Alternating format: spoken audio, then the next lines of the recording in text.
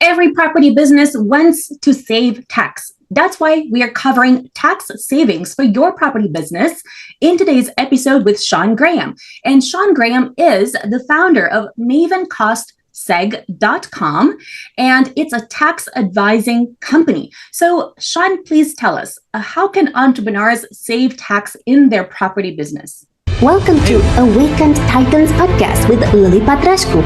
Mind-blowing conversations with influential business titans sharing how you can manifest abundance, love, joy, success through quantum awakening, quantum manifestation, quantum healing, quantum miracles, exponential business growth, and innovative products and services. Hey, Lily. Yeah, thanks for having me on the show, first of all. I'm really happy to be here. And that's what I do. I help advise real estate investors on basically maximizing their tax write-offs and strategically minimizing their tax burden. I'm a CPA by trade. That's like what I do. That's my background. But I don't do full tax prep, right? Like I focus, the way I make money is through cost segregation services. So we have a cost segregation firm, and I advise people on utilizing depreciation, essentially what it is. So depreciation is this phantom expense. It's this it's a expense that doesn't hit your bank account. It's not an actual cash flow expense, but the IRS lets you depreciate your real estate properties and use those expenses against your income. And so that's why you see, it's really the reason that you see large real estate investors and they don't pay any taxes because they have so much depreciation that it just offsets all of their taxes. So that's what I focus on. Cost segregation is a really, really good tool. It doesn't always benefit everyone, but if you strategize correctly, then it can be super, super beneficial for you. Thank you. So how can entrepreneurs get started to make the most of tax savings for their property business? What would they need to do first? Yeah. So, for your listeners, right, I created like a link just so it's easy for them. So if they go to MavenCostSeg.com/Lily, just LILY, and they fill out a form, then what we do is we would collect the address, property address, the purchase price, any capital expenditures that they have. We'd want to see photos, and we'd want to know if this is short-term rental or not, because those are treated differently. But outside of that, we would collect this information and we'll look at the property, have our engineers look at it, and then give you an estimate on your property and say okay, so this property would have X amount of depreciation in year one. Here's the cost it would be to do this study, and this is what the return on investment looks like. So the first step would be to get in contact with us, right? So that we can take a look at your individual property and have, our engineers in-house give you an estimate on what those results would be. Thank you. What's different about what you do versus what other tax advisors may do? So I'm real estate focused. So there's a lot of CPAs out there that are not, they do a lot. They don't do real estate, right? Or they focus on something else. And there's different niches, right, for different people, it's all good. I advise people to work with a real estate professional, somebody who really knows and understands real estate, because there are nuanced ways to maximize benefits from a tax standpoint. I don't do tax prep. So I'll either work with your tax CPA, or there's tax CPAs that I can, refer you to as well. But I am focused on the depreciation benefits. And so it's just helping you decide whether you can utilize this or not, or whether you should wait for a cost segregation study, whether you should do it years down the road, if you should do it currently, how to be a real estate professional. I advise about the short-term rental loophole and how to utilize that. It's about either using these depreciation losses to offset other passive income like real estate, or using these real estate losses to go beyond that and offset active income, like from your job, your W-2. And so you can't just do that. There's certain ways to do that. And we really get into all of that. Thank you. Tell us some case studies of entrepreneurs you've worked with where you were able to perhaps save more tax for them, and what exactly did you do? Like, what were the kinds of things that perhaps other tax advisors may not think about in terms of it being a qualifying factor for, for reducing tax? Sure. So here's an example. So I had a customer who inherited a decent amount of money. And he didn't have inheritance tax. It's not about that, but he inherited money and he had to go, invest that money, decide what to do with it. High income W-2 earner. So paid a pretty significant tax bill, right? Paid something like, 37% on taxes. I don't remember exactly what it is, but let's just say a high tax rate.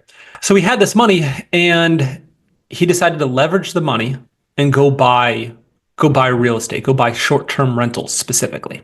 Now, short-term rentals are very unique because they allow real estate investors the IRS looks at them, they don't look at it as just real estate. They don't look at it as a passive activity. They look at it as an active business.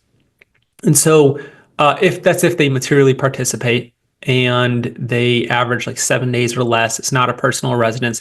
So this is what they did. They went out, they got a loan, they leveraged the properties, they bought them, they turned them into short-term rentals, and they got a big chunk of depreciation. So he went from, I think it was, let's just say, he bought properties around $1 million, and we were able to get him, or his total basis with the two properties, like less land value, was around $1 million. And we were able to get him somewhere around $300,000 plus in depreciation. So that $300,000 plus, right, was able to be used against his W-2 income and offset it. And so I don't know that he had all of his income completely negated, but it was close. And so that put him in either like the very lowest tax bracket or completely offset his taxes, right? So that's big because not only does he have two short-term rental properties that he's able to get cash flow from and build equity in, and they appreciate. Somebody else, the renters are paying down the loan, but he's also able to offset a huge tax burden that he has on the back end as well. So really, really big. Thank you. Are there any particular property businesses that allow for higher tax savings? So generally speaking, the more complicated the real estate is, the more depreciation you're going to get out of it. Example, like a warehouse that's empty, there's not a lot to reallocate into like a shorter term lifespan. So it's basically just a shell. It's just a building, right? And there's not a lot inside of it. Whereas like maybe a multifamily apartment complex, there's more inside of it. You can pull out, there's multiple kitchens and appliances and laminate flooring, carpeting, lighting, all sorts of things inside of it that we can pull out and like accelerate the depreciation on. And that doesn't even include like things outside, like sidewalks, fencing, driveways, that can all be accelerated too. So we work with everybody from just people who have small single family homes, like residential rental properties, up to like large commercial properties. We do a lot of self-storage, we do strip malls, hotels, you name it. We're doing it. Thank you. Tell us two more case studies of entrepreneurs you've worked with where you've had a really good success in terms of tax saving for their property business. Okay. So one would be a doctor who works as a travel doctor. He makes a lot of money, high income earner, right? Somewhere around $500,000 or so in income. He's built up a large real estate portfolio, right? And with this real estate portfolio, his spouse is a real estate professional. So he can't be a real estate professional because he works full time. But his spouse can be a real estate professional, right? And so that's a really big deal because if you're a real estate professional, well, then you're able to utilize these losses that you have from real estate against your active income. So her qualification in doing the property management and participating in the properties, materially participating, getting the hours in, you need at least 750 hours to be a real estate professional. She's able to get this status. And with this status, they are able to utilize those losses, the depreciation losses, against his active income. So even though he'd be in 37% tax rate, right, paying whatever that is, $165,000 in taxes each year, he would, or what is it, $185,000 in taxes. Now he's able to utilize the depreciation losses, offset his income or the majority of it, and really not pay those taxes. So he keeps reinvesting in real estate, and we strategize to make sure that he has the depreciation to offset his income. Does that make sense? Yes. Okay. Thank you. Cool. Tell us one more case study of entrepreneurs that you've worked with where it has led to a good result in terms of tax savings. Sure. So let's just say I have there's a syndicator, and the syndicator syndication, and it was short-term, or sorry, it was self-storage facilities, right? So he's able to syndicate these properties, meaning like raise capital, buy the properties, to buy a self-storage facility, rehab the self-storage facility, add more onto it, right? Expand the facility, and then lease it up, right? And give their investors a return on their money. But he's also able to utilize the depreciation losses and pass those losses along to his investors. And so even though the investors are not materially participating in it, they're limited partners, they're still able to utilize the depreciation in ways. So like if you're a limited partner and you just keep reinvesting with real estate deals, and you have, let's just say you just keep buying more into more partnerships, and you're passive. Well, when you sell when one turns over, right, there's an exit and you get your money back, plus you get whatever you made a profit. Well, you can utilize the depreciation from a different syndication that was passed to you to offset the profits or the depreciation recapture on another. So he has a lot of real estate. He has a lot of investors who keep reinvesting in his projects, and they're able to continue to kick the can down the road and not pay, have their gains offset by the depreciation. Thank you. Tell us, what blueprint would you have for entrepreneurs who want to invest in property and want to have tax savings? Is there like a formula aside from hiring you?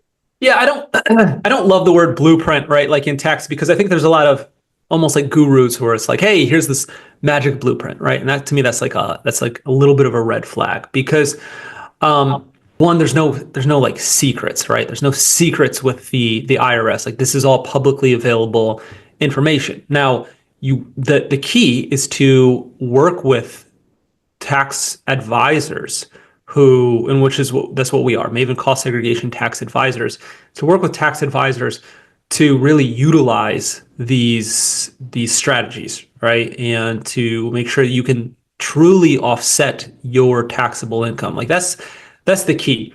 So if you are connected and you work with the right people, then you know what they're doing, then you're going to really be able to take advantage of these losses. But it just takes a little bit of planning. You don't want to, like, everybody goes to get tax work done, and tax prep or tax work, right, is more it's a past thing. It's accounting like for historicals, right? But you want to strategize and plan for the future. That's more of a finance thing. That's more of a forward-looking thing, right? And that's where the strategy comes in.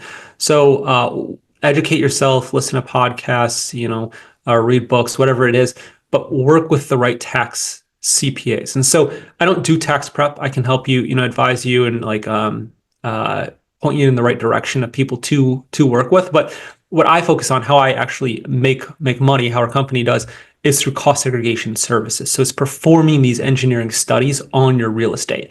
Now, talking about how you can utilize them, I'm happy to talk about that all day long, right? Because I want to make sure that you are doing it correctly and you keep reinvesting in real estate, and it's a reciprocal relationship. Thank you. So is the idea that there's no kind of like one size fits all, because every single business has its own quirks and things that you have to like customize for them? That's the idea, right? That you can't give like an actual blueprint, because there is no such thing as a blueprint, because every single company has its own thing and you have to customize the service. That's what it is, right? Yeah, I think from a high level, what I could tell you is Um, Real estate is a passive activity, and these losses, depreciation, are considered passive losses. And so depreciation helps real estate investors offset real estate income. Now, there's a few ways to help you offset active income as well. One is being in short-term rentals. That's the short-term rental loophole, which we touched on before. Two is real estate professional status, which is what we talked about before. Is it like you or your spouse being a real estate professional, right? What we talked about before. And the third way is active businesses, right? Like if you say you're a veterinarian and you have a clinic, right? And you own the real estate. Well, you're an active business. And so you can utilize depreciation and cost segregation to use the depreciation to offset the active income from your veterinarian business, right? So that can be any type of business, by the way. It just needs to be a business. But those are the three main ways to offset your active income. If you're not doing those things, then most of it is going to help you pretty much going to help you offset like other real estate income. It's important that as you grow your portfolio, you have enough depreciation from one property to offset the depreciation recapture or capital gains from the other property. So buy property A, and then you sell it for a profit like a few years down the road. Well, you can utilize depreciation from property B to offset the gains on property A. So these are like the high level strategies that I'm talking about here. And so again, it's not a blueprint. It's more, everything is about your particular tax situation. But if you understand the concepts, then you can start planning accordingly and doing things to really negate your tax burden. Give us an example of some depreciation things. So what kind of things in your property you can offset the depreciation on? Sure. So let's say, let's kind of break it down into three different categories. You have your structural components. This is what everything defaults to without a cost segregation study. That means it's depreciated over 27 and a half years for residential or 39 years for commercial. Those are really like structural components. We're talking about like the walls, the floors, the, foundation, what holds the building together. With the cost segregation study, we can reallocate into 15-year life, which is eligible for year one bonus depreciation. So a very big write-off in year one. But those are outside components, land improvements. So we're talking about sidewalks, fencing, landscaping, driveways, asphalt, like that sort of thing. That can be reallocated. It's not part of the building. And those are, again, those are site improvements. There's also 5-year life, which is more non-structural components inside. So we're talking about like lighting, particular carpeting, laminate flooring, kitchen cabinets, kitchen appliances, that sort of stuff. These are things that you could remove them from in the building and the building still functions. You're not like tearing the building apart to do that, right? Like you don't have to go inside the walls and rip down the walls, that sort of thing. So those are 5-year life. And then for short-term rentals, there's a fourth category here that would be like furnishings, and that would be more 7-year life. But anything that's 5, 7, 15-year life, it's eligible for bonus depreciation in year one. Depending on the year you're in, you get a certain amount, like just to be able to write off right away. Thank you. Is there any way to avoid, let's say, using this too well and to kind of be investigated by the tax services because you've maybe gone over the top with the value too aggressive? Yeah. Yeah, you can definitely be too aggressive where you put yourself at risk for an audit. And I think you want to do this in a honest, ethical, compliant way. And so I'm a real estate investor myself. My background's in tax and as a CPA. So I come at this at the angle of like, hey, I know what the end goal is. It's to minimize your tax burden, right? I get it. I'm a real estate investor myself. On the other end, I also have a background in tax and as a CPA, and we want to avoid being flagged by the IRS. So we want to be aggressive, but we want to be compliant and do these things correctly, right? So you don't want to start pushing the limits. You want to make sure it's like really truly done correctly or done right. So Yes, absolutely. You can be too aggressive, but that's not what we focus on. We focus on true quality engineering work. Thank you. Tell us where entrepreneurs can find you. So I gave you the link. It's mavencostseg.com/Lily. That way, like I'll give you the listeners a discount if they come that way and know they came from your podcast here, Lily. But yeah, you can go there. You can email me, Sean@mavencostseg.com. That's SEAN. And reach out and we'll collect your property information, pictures, address, purchase price, that sort of thing. And we will get you like an estimate on your exact property as to like what you would expect. Thank you. Tell us some habits or apps or routines that property entrepreneurs should get into in order to maximize tax savings, aside from consulting a company like yours. Is there anything they could do like on a regular basis to be compliant and to make sure that everything is, above board in terms of their property tax savings? I think that, being organized is so key. And what I mean by that is, as you go along and you invest in real estate and you have your profit and loss statements and you have your expenses, to continue, like to keep those organized and updated, like on an ongoing basis. So like I use just Stessa. Stessa is fantastic. It's a real estate, like it's for residential real estate. It helps you track your profit and losses. That's great. Helps you store receipts, that sort of thing. If you're in commercial, like there's other tools and companies that can help you with that, or hire a bookkeeper, like hire somebody, right? But like the more organized you are, the better you will be in terms of being able to maximize what you have and the deductions that you have and work with a CPA. So stay organized, take pictures of your receipts, you throw them away after, write a little note on them if you have to. But I would continue to stay organized. And when you do rehab work as well, like some of that can be expensed out on your profit and loss, and some of it has to be depreciated. So it really depends, and you need to have that organized so you can talk to your CPA and make the correct decision there too. Thank you.